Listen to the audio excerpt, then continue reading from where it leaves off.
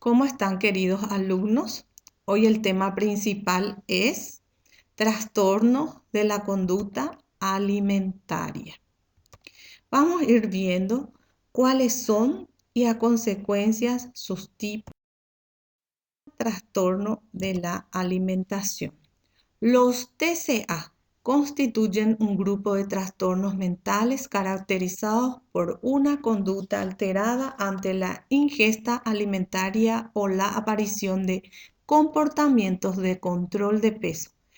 Esta alteración lleva como consecuencia problemas físicos o del funcionamiento psicosocial del individuo. Es muy característico de estas enfermedades la ausencia o poco conciencia de estar enfermo. Esto conlleva que a menudo sean enfermedades detectadas por el entorno próximo en primera instancia. Los trastornos de la conducta alimentaria engloban varias enfermedades crónicas y progresivas que, a pesar de que se manifiestan a través de la conducta alimentaria, en realidad consiste en una gama muy compleja de síntomas entre los que prevalece una alteración o distorsión de la autoimagen corporal, un gran temor a subir de peso y la adquisición de una serie de valores a través de una imagen corporal.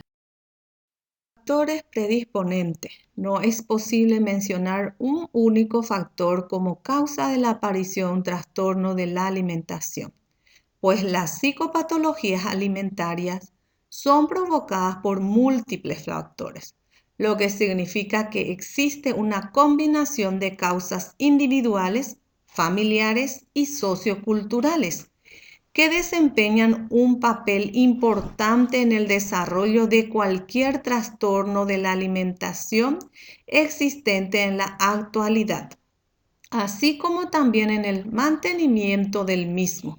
Además, los factores en sí no deben ser considerados como causales definidos y diferentes, sino como agentes que pueden hacer a una persona más vulnerable a desarrollar un trastorno alimenticio. Factores personales. Los factores personales comunes a la mayoría de los trastornos alimenticios que predisponen al padecimiento de una psicopatología alimentaria. Pubertad temprana. La pubertad temprana, en el caso de los individuos de sexo femenino, puede ser un factor individual que predisponga a la aparición de trastornos alimenticios. Un estudio de niños que no sufrían de trastorno del comer constató que antes de la pubertad los niños comían cantidades de comida apropiadas a su peso corporal y estaban satisfechas con sus cuerpos. Después de la pubertad, las niñas comían cerca de 3/4 de la ingestión recomendada de calorías y tenía una autoimagen corporal más mala. No es sorprendente entonces que haya un mayor riesgo de bulimia y otros trastornos emocionales entre las niñas que experimentan una pubertad temprana, cuando las presiones experimentadas por todos los adolescentes se intensifican aún más por la atención que provoca ansiedad en sus cuerpos tempranamente cambiantes. Ser muy perfeccionista y exageradamente autocrítico, tener autoexigencias desmedidas, ser excesivamente responsable para la situación o la edad, sufrir de inseguridad, timidez o introversión, tener una baja autoestima, tener una personalidad depresiva, preocuparse excesivamente o ser muy sensible a las opiniones de los demás o las influencias del entorno. Poseer un excesivo deseo de evitar situaciones estresantes, determinado por el miedo a enfrentarse a situaciones nuevas y expresado por una tendencia a huir de los conflictos. Problemas de obesidad previos. El mayor factor de incidencia en hombres jóvenes es la obesidad en la niñez, debido a los traumas que puedan crear los compañeros de aula, amigos o adultos al tomar a modo de broma el sobrepeso en el niño. La burla puede no ser siempre cruel, sino una mera demostración de confianza manifestada, por ejemplo, mediante apodos.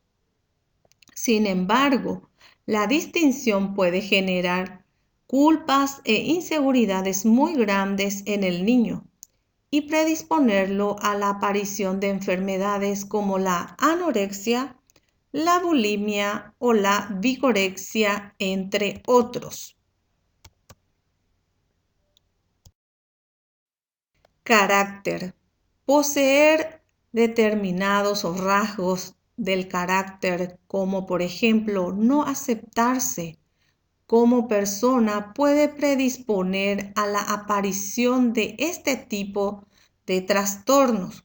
Son factores de vulnerabilidad personal. No aceptarse como persona, percibir que se tiene poco control sobre la propia vida, falta de autonomía, ser poco habilidoso en las relaciones sociales. Hay frecuentemente un fracaso para expresar problemas emocionales, tener poca espontaneidad y demasiado autocontrol, sobre todo en cuanto a la demostración de los afectos. Poseer dependencia afectiva. Elección de aficiones y carreras. Hay carreras que fomentan los trastornos alimenticios porque conceden un alto valor a poseer un aspecto delgado y saludable, como por ejemplo el atletismo, el modelaje, el fisicoculturismo, la danza y la equitación. Factores familiares. Los factores negativos dentro de la familia, posiblemente tanto hereditarios como ambientales, desempeñan una función importante en la provocación y perpetuación de los trastornos del comer. Sin embargo, se puede asegurar que no hay un tipo de familia en particular que promueva trastornos como la bulimia y la anorexia. Los elementos familiares no pueden considerarse factores importantes de esta enfermedad, pues también se asocian a otros padecimientos que no tienen nada que ver con el alimento. En general, los factores familiares predisponentes a la aparición de una psicopatología alimentaria son los siguientes: personas con familias sobreprotectoras o disfuncionales, inflexibles e ineficaces para resolver problemas, tienden a desarrollar estos trastornos. Los niños aprenden a ocultar sus sentimientos, desarrollan miedo, inseguridad, dudas, etc. Y toman el control por medio del peso y la comida. Antecedentes de obesidad o desórdenes alimentarios. Los antecedentes de obesidad o trastornos alimenticios son un factor predisponente importante. La mayoría de los casos de psicopatologías suelen darse porque algún familiar haya padecido trastornos u obesidad. Las personas con bulimia son las que tienen mayor probabilidad de tener familiares obesos.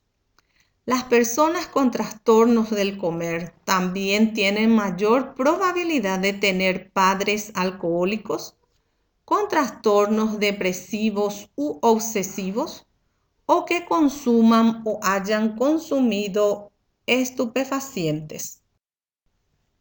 Prejuicios y valores distorsionados. Aceptar y mantener vigentes los prejuicios, por pequeños e insignificantes que sean, puede favorecer al desarrollo de una psicopatología. Los niños se encuentran en la misma sociedad que los adultos y como ellos experimentan las mismas influencias. En ellas, los menores quedan mediatizados por los adultos y mayores que tienen más cerca y que son más significativos desde una perspectiva socioafectiva. La información verbal que los padres dan a sus hijos influye sobremanera en la vida de los niños. Abuso sexual. Existe entre las mujeres con trastornos del comer una incidencia mayor de abuso sexual. Los estudios reportan tasas de abuso sexual de hasta 35% en las mujeres con trastornos alimenticios, sobre todo aquellas que sufren de bulimia. Factores socioculturales. Los factores sociales que predisponen a la enfermedad e incluso la desencadenan son muchos y muy complejos. La presión social y mediática que existe en torno a la línea y el adelgazamiento tienen un papel decisivo en la aparición y desarrollo de la enfermedad. La moda y la publicidad incitan más frecuentemente a adelgazar que a mantener una buena salud. Los factores socioculturales predisponentes que podrían influir e incluso desencadenar el curso de la enfermedad son, en general, la presión y los estereotipos sociales. Los detalles sobre cada uno de ellos se especificarán a continuación. El mito de la belleza. A partir de 1960 aproximadamente, la medicina decidió que ser obeso no era saludable. Con este concepto se buscó indicarle a las personas cómo llevar una mejor calidad de vida.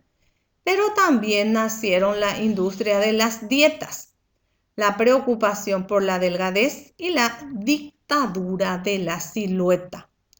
Las personas que sufren de desórdenes alimenticios encontraron en el concepto expuesto una solución mágica para todo: adelgazar. Es histórico, el mito siempre ha existido, pero el modelo de belleza ha ido modificándose a través de la historia. Vincula a la belleza con la sexualidad y con el amor. En esta cuestión, el mito da a entender que cuanto más bella sea una persona, tanto más atractiva será sexualmente. Vincula a la belleza con la salud. Para finalizar esta primera parte de los trastornos alimenticios, hablamos de la discriminación y rechazo social. El rechazo social es uno de los factores que predisponen altamente a la aparición de la enfermedad. El rechazo se caracteriza por una profunda ignorancia en cuanto al tema alimenticio. Al obeso se le atribuye la responsabilidad de su enfermedad. La obesidad está considerada como la consecuencia de un vicio y el obeso una persona que se entrega a él. Es decir, se cree que el obeso es gordo porque quiere, ya que come sin control y glotonería. Esta falta de conocimiento acerca de la obesidad y el rechazo se manifiestan de distintas formas, tanto en general como en el mundo laboral o en la moda. Con esto finalizamos el tema de hoy. Espero que haya sido de mucha importancia para cada uno de ustedes. En la siguiente clase estaremos ampliando con otros tipos de trastornos alimenticios. Es un gusto, nos volvemos a encontrar muy pronto.